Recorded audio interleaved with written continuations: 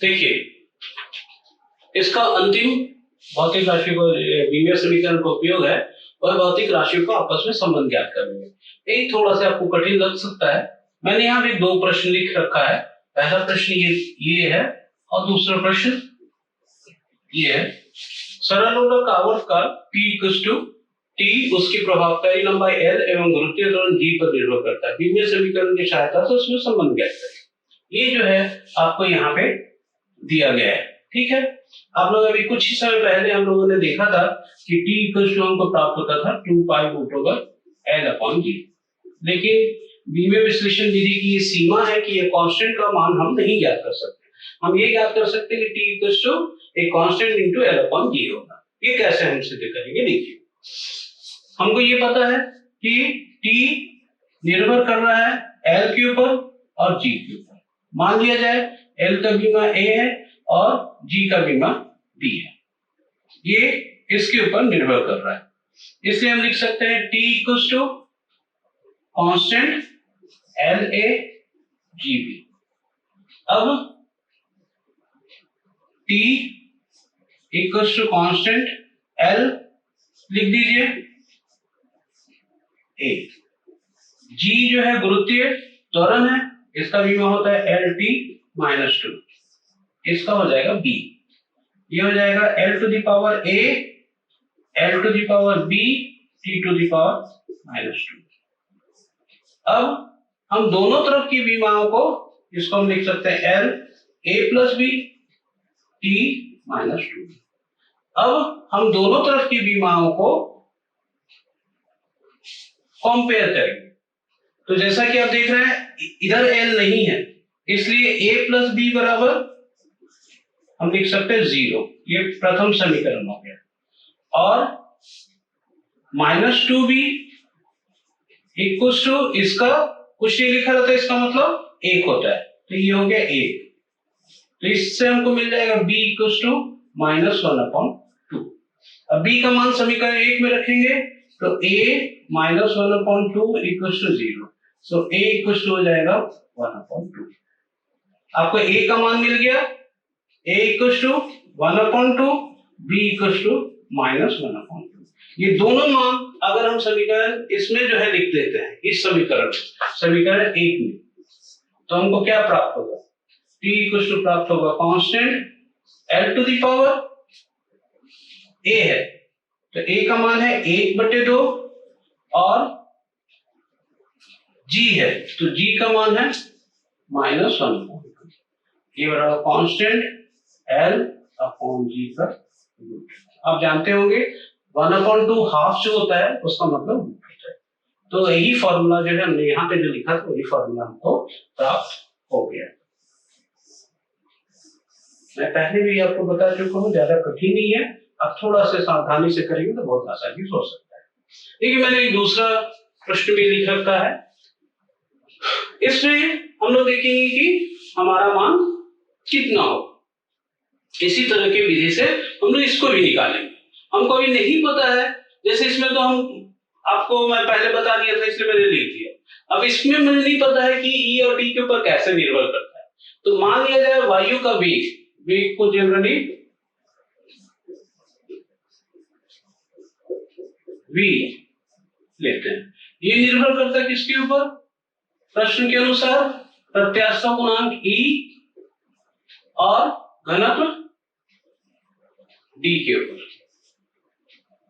इसका हो गया, तो V इक्वल्स टू लिख सकते हैं e to the power constant e to the power A d to the power B। अब प्रश्न ये है कि प्रत्याशा गुणांक का बीमीय सूत्र क्या होता है और घनत्व का बीमीय सूत्र क्या होता है। मान लिया जाए आपको याद नहीं है, तो मैं बता दूं कि प्रत्याशा गुणांक E जो है प्रतिबल का बीमीय सूत्र के बराबर होता है। प्रतिबल बराबर बल बटे क्षेत्रफल हो, तो M L T माइनस 2, इसका L होल स्क्वायर। तो हम निकाल सकते हैं M L minus 1 T minus 2। तो E का वेग का तो हो जाएगा LT माइनस 1। E का डायमेंशनल फॉर्मूला होगा अभी हमने निकाला m l minus 1 t minus 2 और घनत्व मैं शुरू में निकाल चुका हूं, द्रव्यमान बटे आयतन होता है, m अपॉन v होता है। तो m का हो गया m और v का हो गया l माइनस 3। ये तीनों का हमने बीमीय सूत्र यहाँ पे लिख दिया। अब ये तीनों को यहाँ पे लिखेंगे, तो l t माइनस 1 बराबर हो जाएगा constant E m l minus 1 t minus 2 और डेंसिटी का होगा m l 3। अब इसको m का एक साथ, l का एक साथ, t का एक साथ लेंगे, तो m 1 प्लस 1 2 हो जाएगा, l माइनस 1 और l माइनस 3 और t माइनस 2। हम लिख सकते हैं इसको m square l minus 4 t।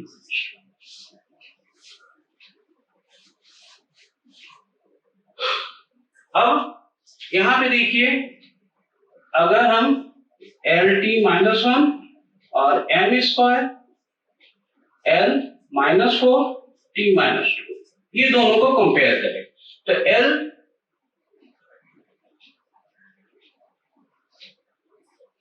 थोड़ी सी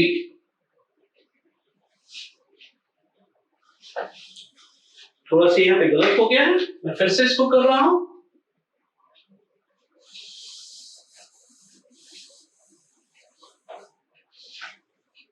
देखिए इसी तरह की गलती आप कर सकते हैं। हमें क्या लेना है, v बराबर k e to the power a है, तो e का है m l minus 1 t minus 2, इसका हो गया a और डेंसिटी का m l माइनस 3, इसका हो गया b,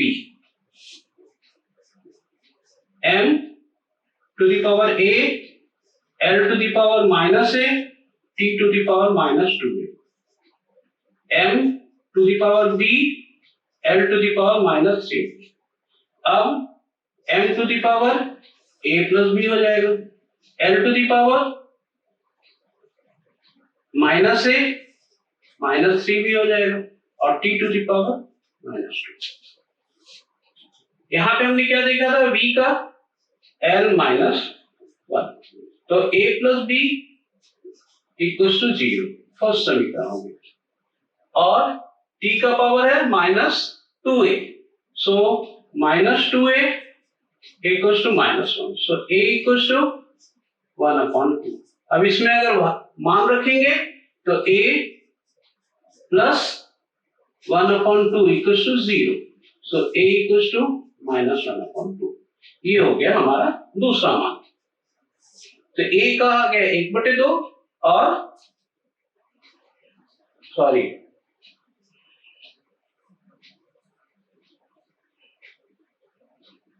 a plus b equals to 0,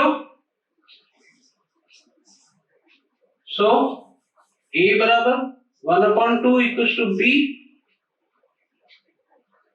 minus b, so b equals to minus 1/2। तो अगर हम ये दोनों मान समीकरण एक में रखते हैं तो हमको क्या प्राप्त होगा, इस समीकरण में रखेंगे तो v equals to constant e to the power a का वैल्यू आ रहा है 1/2 और d का वैल्यू हो रहा है, b का वैल्यू हो रहा है minus 1/2, so v equals to constant e upon d। ये जो है सूत्र होता है।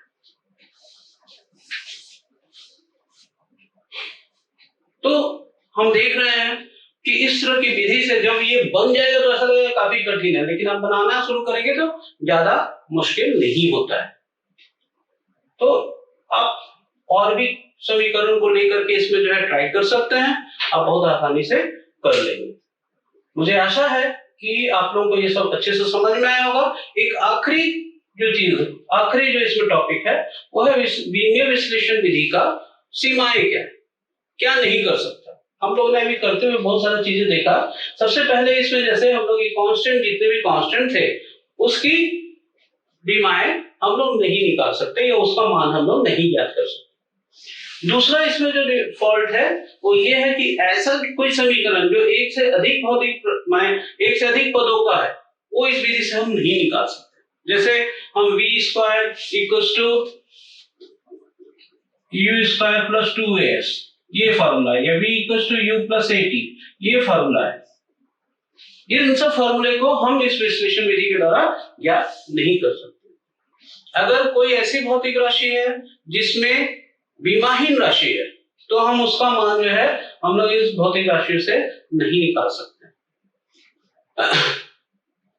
बहुत सारे ऐसी भी भौतिक राशियां हैं, जैसे मैं इसके पहले बता चुका हूं, जिनकी बीमाएं एक समान होती है। जैसे उदाहरण के लिए कार्य और ऊर्जा की बीमाएं जो है समान होती है। और भी जो है आप लोग देखे होंगे कि प्रतिबल, प्रत्यास्थता गुणांक, दाब, ये तीनों ऐसी राशियां हैं जिसकी बीमाएं एक समान होती है। संवेग और आवेग ऐसी राशि है जिसका बीमा एक समान होता है। तो ऐसी बहुत सारी भौतिक राशियां हैं जिनकी बीमाएं आपस में समान होती है। ये सारे हम कह सकते हैं कि बीमीय विश्लेषण विधि का कमी है, फॉल्स है।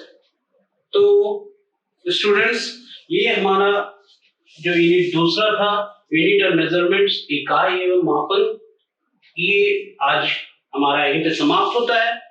मैं आशा करता हूं कि आप लोगों ने इस चैप्टर को एंजॉय किया होगा। आसान चैप्टर है, कोई ज्यादा मुश्किल नहीं है।